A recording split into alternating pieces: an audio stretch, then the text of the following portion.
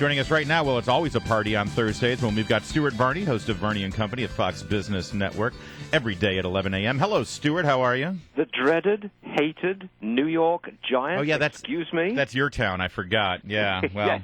Despite my accent, New York is my kind of town. Thank you very much. You want to lay a little friendly wager on tonight's action? No. All right. Well, listen, Stuart, you and I have an awful lot in common. We're both brilliant, erudite, devastatingly handsome. And what? Well, we're off to a good start, aren't we, Larry?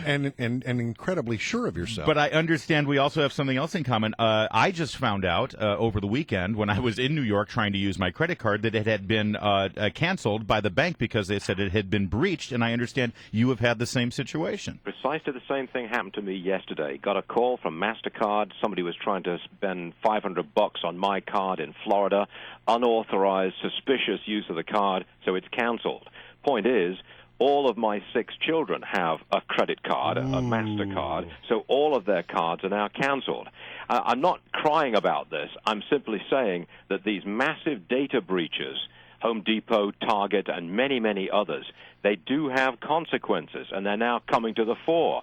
You lost your card, Larry. Yeah. I asked the same question to our production team. More than half of the people in that room had their cards stopped, canceled, because of suspicious activity. I haven't run into that problem, but I mean, look, if you're like on a business trip somewhere and your credit card gets canceled, you're in trouble. That's what happened to me, yeah. Yeah, I mean, my kids, they travel a lot, and I don't want them to get stuck someplace where suddenly because their card's been canceled. Look, my point here is that these mass data breaches have consequences for individuals, maybe millions of individuals, and certainly for the banks, the credit card companies, and the retailers. So this kind of theft is really having a financial impact. So, Stuart, I've got two takeaways on this. First is I think it's pretty impressive that the banks got in front of this, that they proactively said, hey, we believe your card's been breached and compromised. We're going to handle this for you. That's great. I feel very comfortable and confident in my bank for doing that. However, if they're doing this on a mass scale, this has got to cost the banks a lot of money.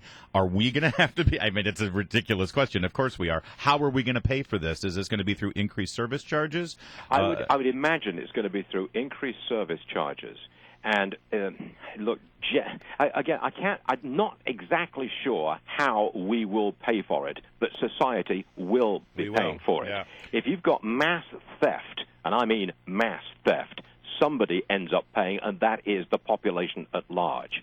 Bad news all around. Maybe the new iPhone 6 with the Apple Pay system is a way of getting around the actual use of plastic this fake plastic. Maybe that's a way around this. Well, I read this morning there's another data breach. The folks at Jimmy John's, the sandwich shop. Yep. Apparently 216 of their stores, they think there may have been a several-month-long data breach. Well, I'm trying to think of, look, there are many retailers who have not been breached, but there's a large number that have. I can't imagine that many people's credit card information is not out there among the criminals of this world. It's just got to be out there by now. Stuart, you were inundated there in New York City by a bunch of hippies who want to turn everything into solar power or something. I don't know what their message was, but what was surprising was how many world leaders, including America's president, who joined in the fray, along with Leonardo DiCaprio, talking about global warming, climate change, and imploring the world to do something about it. Does Wall Street even care when they hear these things, when they flood Wall Street with their marches? Well, I think that the president and the Democrats generally have a political problem here, because they are trying to persuade us that we should sacrifice in the form of higher electricity and higher energy prices to prove some symbolic point about lowering CO2 emissions worldwide by a fractional amount. And at the same time, China, India, keep on polluting. Yeah. Why should we sacrifice? Why should we pay this price whilst others absolutely do not? It doesn't make political sense to me. And I think if it was ever put to a vote in stark terms, you want to sacrifice for this or not? The answer is, or not. We don't. That's what happened in Australia, They had a carbon tax. Prices up across the board. The voters got thoroughly annoyed with it, and they repealed the carbon tax. That's a big deal. Soda companies are trying to reduce the numbers of calories. They said that they will voluntarily reduce, not in their diet sodas, in their regular sodas, they're going to reduce the calories by, they say 20-25%. Your thoughts? I don't think that's accurate, Brian. They're not reducing the calorie count in a bottle of regular Coke. What they're doing is they're saying they are saying, hey, our customers will have their calorie count reduced because we're going to push water and other non-calorie drinks at them. So that was a masterly piece of marketing. Really hey, well we're going to done. cut calories. No, we're not. We're just going to push a different product. And by the way, they're not going to cut it because the people like their Coke and their Pepsi the way they get it. That's right. Oh, that's a breath of fresh air. Yes, Coke tastes good the way it always has, so drink it. What's wrong with that? So I understand that you ran into Larry when he was in New York last week. I paid a special visit to him, as a matter of fact. Yeah? I went out of my way to say hi to Larry, and it was worth the experience.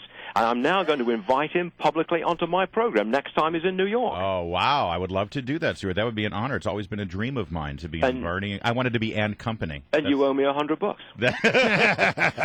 Don't worry, because tomorrow morning, Stuart, after the Washington Redskins call you back. humiliate your Giants, this is what it'll sound like.